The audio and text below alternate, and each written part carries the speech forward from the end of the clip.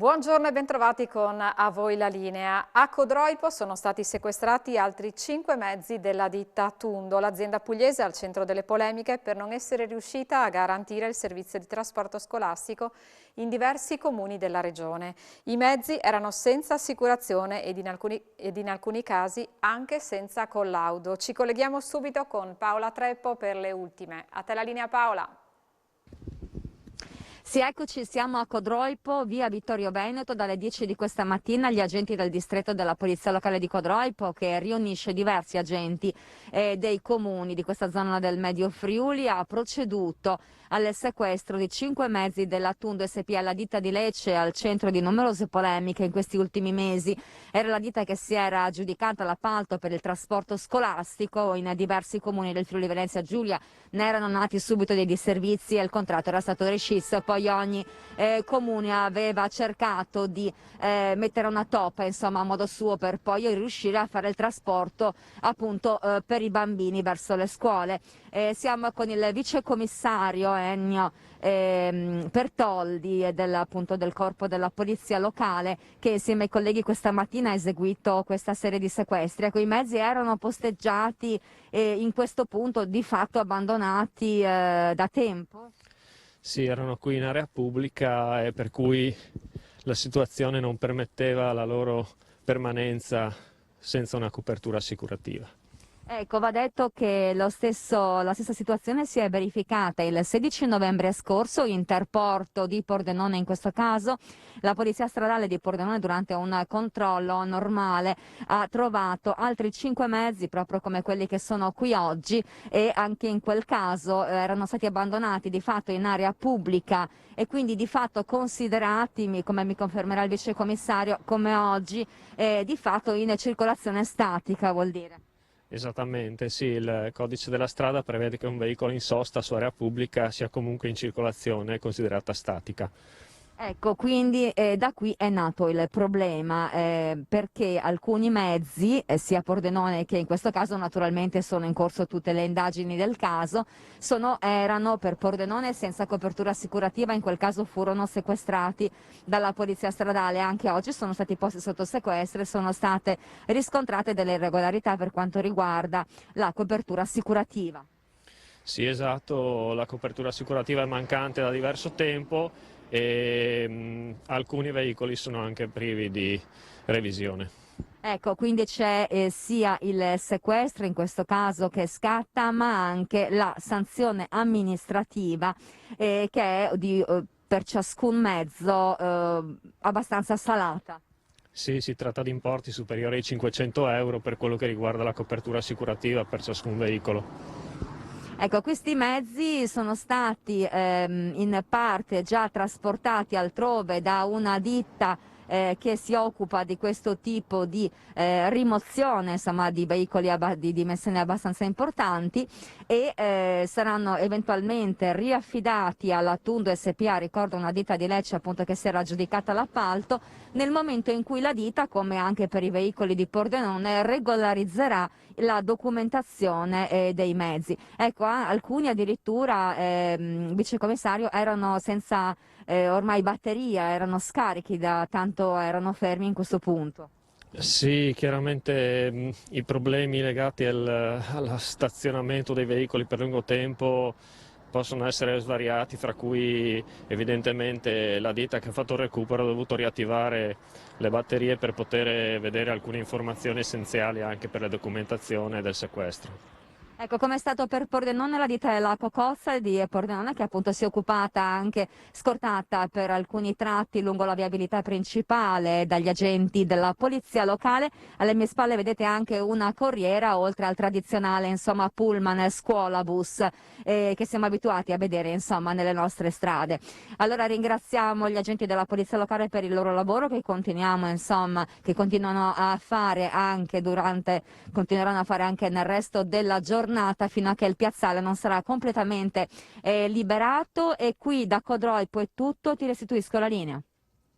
Paola, a Pordenone scatta il piano emergenza freddo che prevede una serie di aiuti per persone in particolare situazione di disagio, in primis anziani e disabili che faticano a muoversi di casa con la brutta stagione. Il Comune, in collaborazione con alcune realtà di volontariato del territorio, ha attivato una rete di supporto alla quale ci si può rivolgere. Sentiamo.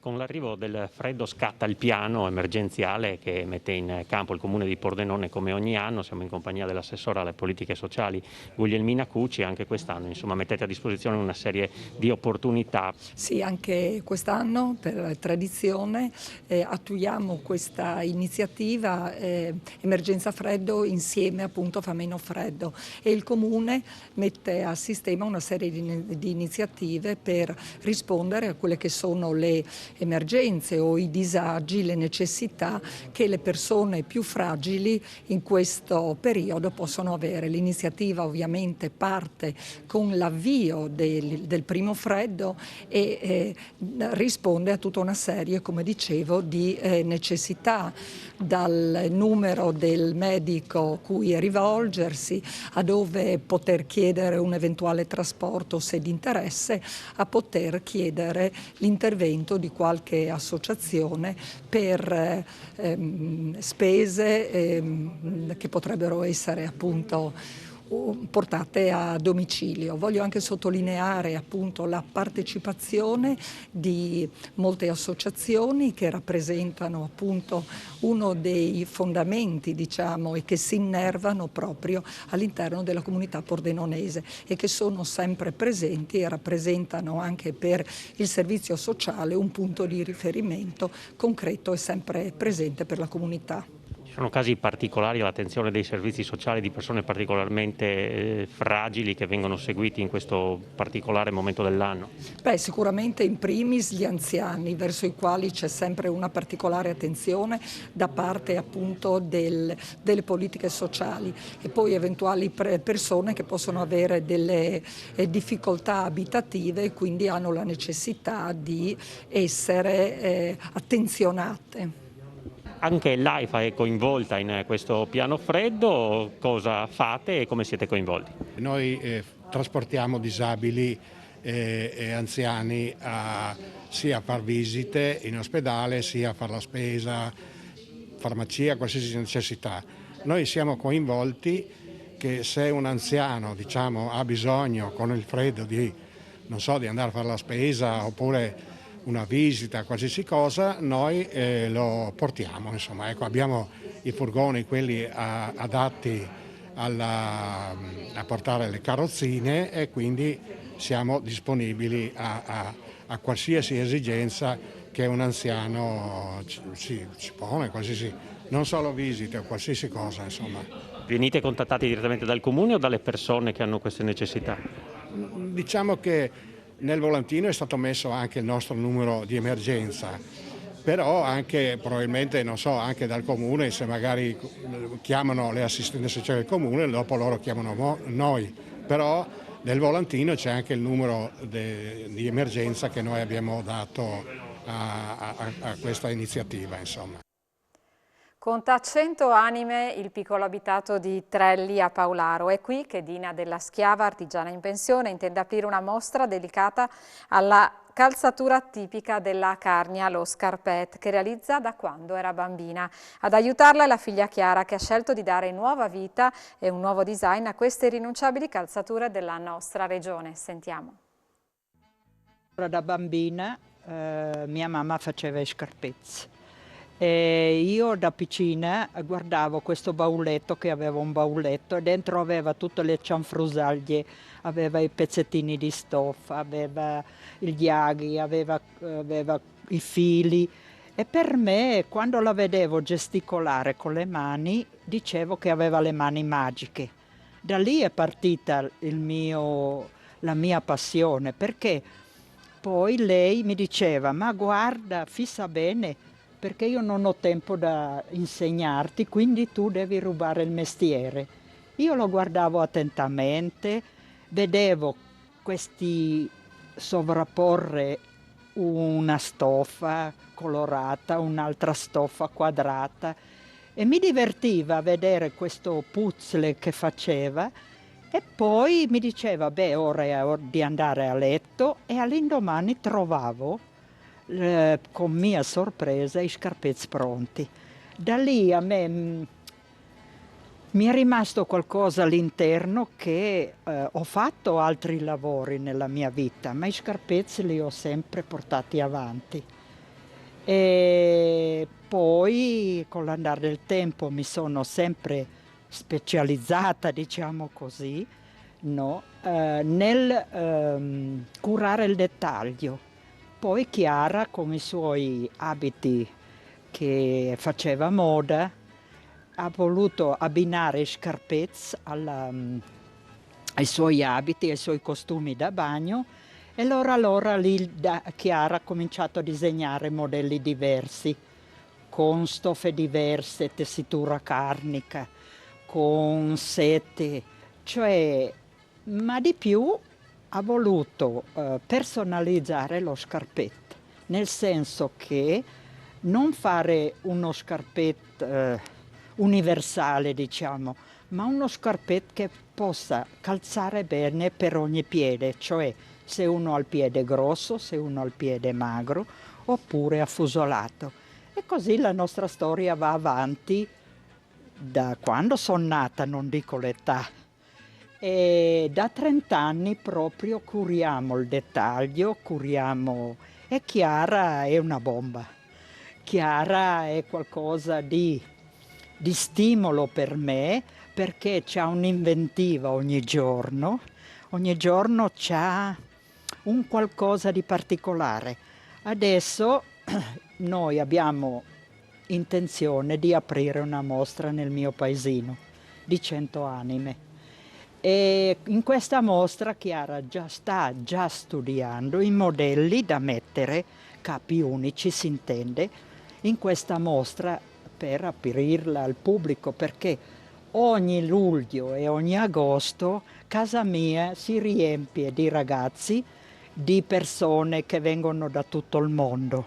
Faccio vedere il procedimento, come si fanno, li faccio innamorare della terra carnica, perché quando arrivano vedono la tradizione dei scarpezzi, però poi l'invio là dove si fanno le gerle, là la Mozzartina, là c'è quell'albergo, là c'è quella chicca, cioè la Carnia bisogna guardarla con il cuore.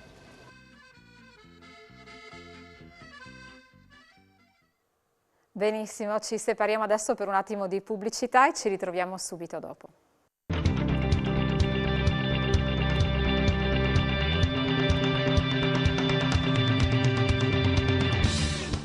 Eccoci nuovamente assieme per la seconda parte di A voi la linea, che apriamo con il collegamento in diretta con Udine per l'appuntamento a cui c'è la nostra Isabella Gregoratto in giunta comunale. Ecco la linea a te, Isabella. Grazie a voi dello studio. Mi trovo qui a Palazzo d'Aronco, si sta ancora svolgendo la conferenza stampa di presentazione delle decisioni che sono state assunte oggi dalla Giunta. Cominciamo da lavori pubblici. Praticamente sul piatto ci sono recupero della caserma Piave con un intervento particolare, un intervento ad hoc, praticamente si abbatte tutto. Poi il progetto esecutivo per quanto riguarda la sistemazione di 7 palazzine nell'ex macello, e parliamo anche della palestra di Roccia. Con noi vice sindaco di Udine, Loris Michelini. Cominciamo da che cosa? Dalla palestra di Roccia? Diciamo che la palestra di Roccia, che non è solo una semplice palestra, ma è un impianto, diciamo, che sarà dedicato non solo agli amanti, agli appassionati della montagna, agli studenti, ai ragazzi che frequentano le scuole, ma anche diciamo, ai vigili del fuoco e anche a tutti i lavoratori dell'edilizia. Perché? Perché tutti i corsi che devono fare li potranno fare qui. In cosa consiste? Consiste in un edificio che contiene 3 diciamo, parti che sono anche riconosciute attualmente dal CONI, e soprattutto a livello di Olimpiadi potranno essere oggetto di allenamenti e di competizioni. Quindi palestra di Roccia inteso come arrampicata, 3 tipologie, una sala per il ritrovo, una parte dedicata alla didattica, una sala che sarà dedicata alle esposizioni, tutti ovviamente gli spogliatoi, e soprattutto per quanto riguarda l'esterno dedicato ai ragazzi e a chi potrà adoperarsi durante la stagione estiva nella caserma Osoppo, assieme agli impianti esterni sportivi e assieme a quella che sarà una nuova palestra che abbiamo deciso di organizzare e che andremo a fare, come recentemente abbiamo detto, ex pattinaggio o qualcosa del genere. Ecco, qui i lavori cominceranno quando? Perché qui bisogna stare attenti a promettere l'inizio dei lavori, perché poi si dice non sono partiti, il vice sindaco dice sono partiti, invece non sono andati. In presenza di un progetto di fattibilità. Sì. Il costo è 3.200.000 euro, abbiamo chiesto il contributo alla Regione, sì,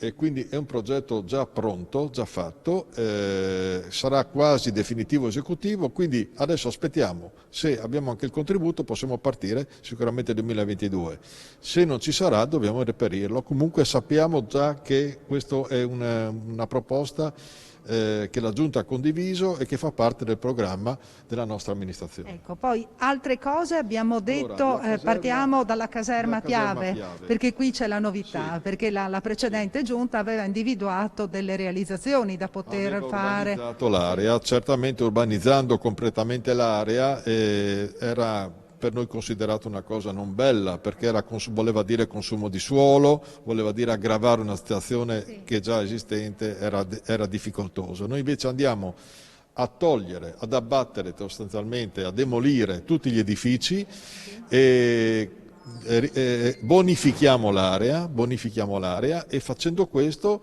creiamo quelli che sono i 5,3 ettari di bosco urbano, e cioè noi lì realizzeremo, una volta tolti gli edifici, il cosiddetto bosco urbano con tutti i passaggi che attraverseranno da via Gervasutta fino a via Lumignacco e renderanno più viva, più verde, ma finalmente si potrà vedere in quell'area una vera zona, diciamo, ambientale adatta a quella che è la Udine dei prossimi decenni. Ecco, lasciamo per il momento, salutiamo il vice sindaco Loris Michelini, sappiamo che deve parlarci ancora del recupero di 7 palazzine all'interno della zona dell'ex macello, e parliamo invece con l'assessore Alessandro Ciani di una novità per il comune di Udine che riguarda una nuova collocazione, per una nuova possibilità per chi intende sposarsi in comune e per le unioni civili. Sì, è un'iniziativa su cui stiamo lavorando già da un po', che oggi si concretizza.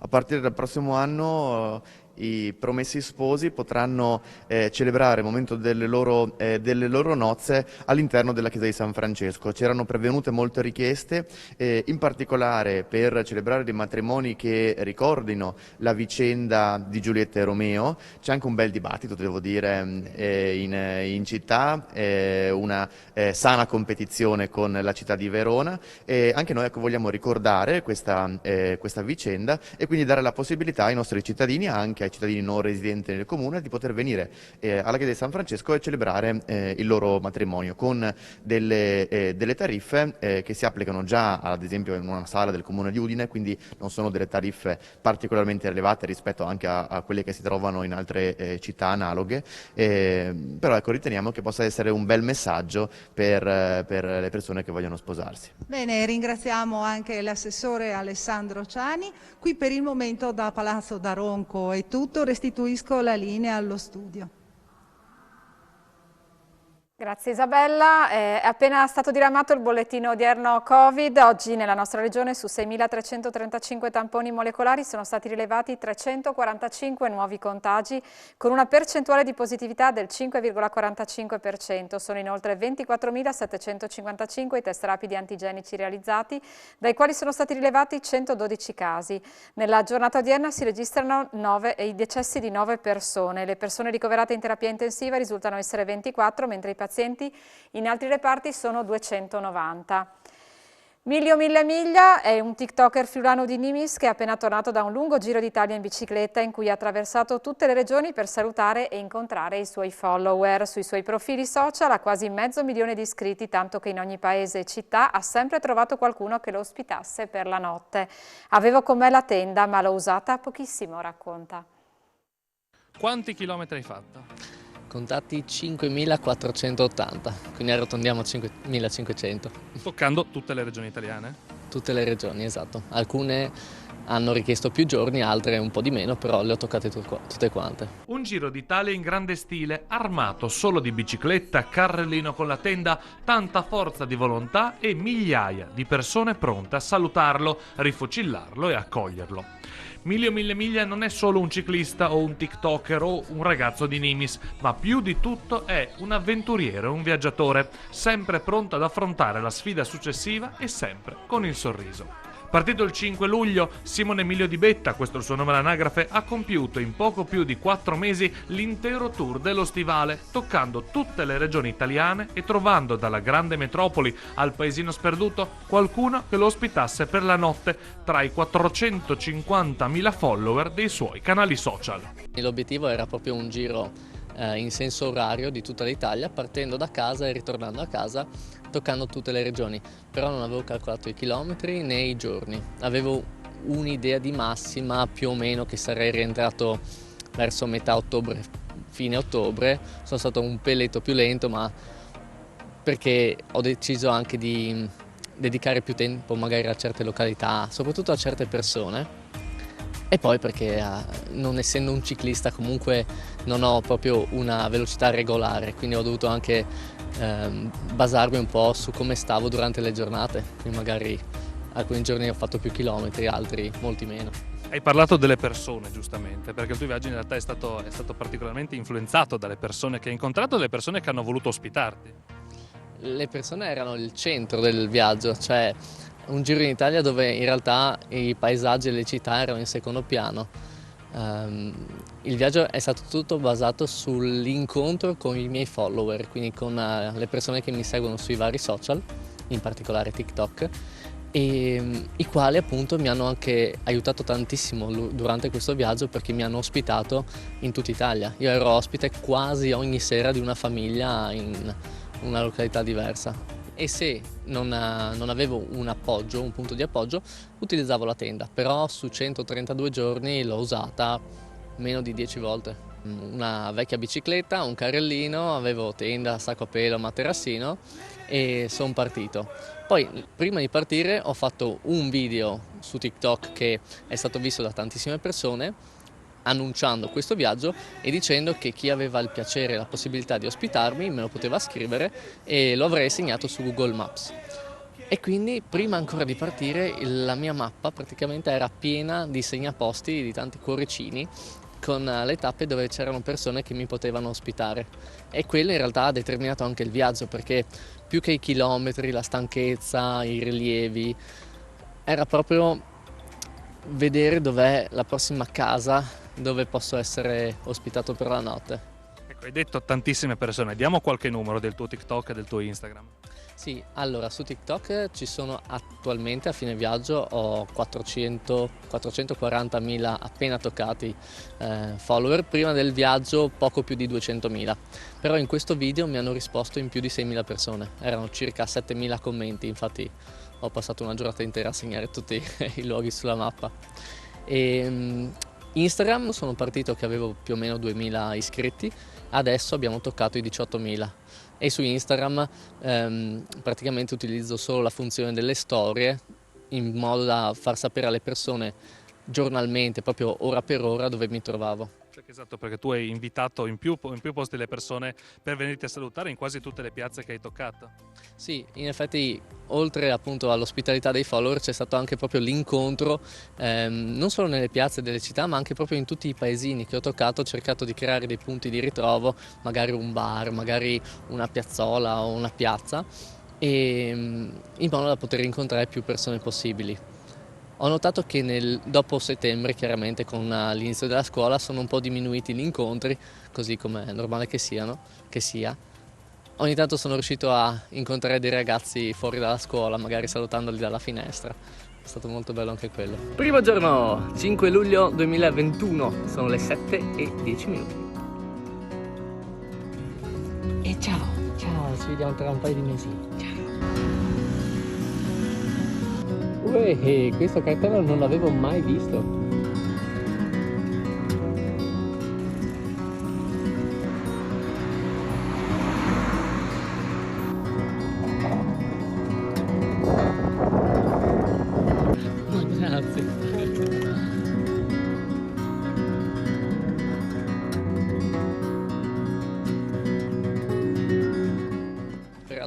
ho trovato dei problemi, ho sempre puntato subito alla soluzione degli stessi immediatamente, e proprio il fatto di essere comunque costantemente ospitato dalle persone mi ha anche dato un supporto non da poco, anche semplicemente dal punto di vista tecnico, se possiamo vederla così, il fatto di poter ricaricare il telefono, il fatto di poter lavare i vestiti, di fare una doccia.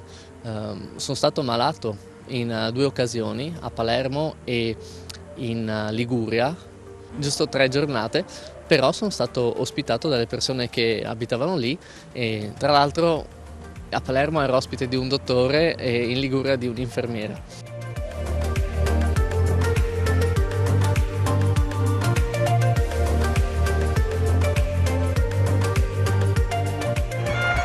Che bello! E adesso parliamo dell'ultima tappa del tuo viaggio. Con l'arrivo a Nimis e decine e decine di persone che sono volute venire a salutarti. Non me l'aspettavo. Allora, mi ero immaginato delle scene, sai, durante il viaggio, pedalando, ogni tanto mi sono creato dei film in testa, ma non ho mai pensato che sarebbe veramente successo, perché comunque è un piccolo paesino, non sapevo neanche se qualcuno sapesse di questo viaggio addirittura. E quindi mi hanno fatto proprio una grande sorpresa e sono veramente contento, cioè non me l'aspettavo proprio, mi ha emozionato molto.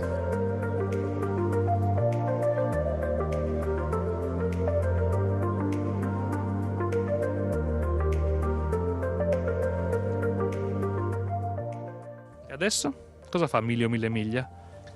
Adesso farò sicuramente un paio di giorni di riposo totale dove stacco un pochettino, ma a breve inizierò a scrivere il libro relativo a questa avventura e a pensare a un prossimo progetto, perché il prossimo anno voglio fare qualcos'altro di, non so se altrettanto avventuroso, ma sicuramente molto avventuroso. Sempre in compagnia della tua bici? Questo non è detto, non lo so, lo scopriremo. Sono aperto a opzioni, non voglio essere il ciclista, più il viaggiatore o avventuriero. E per oggi è tutto, vi ringrazio per essere stati con noi e vi auguro un buon pomeriggio.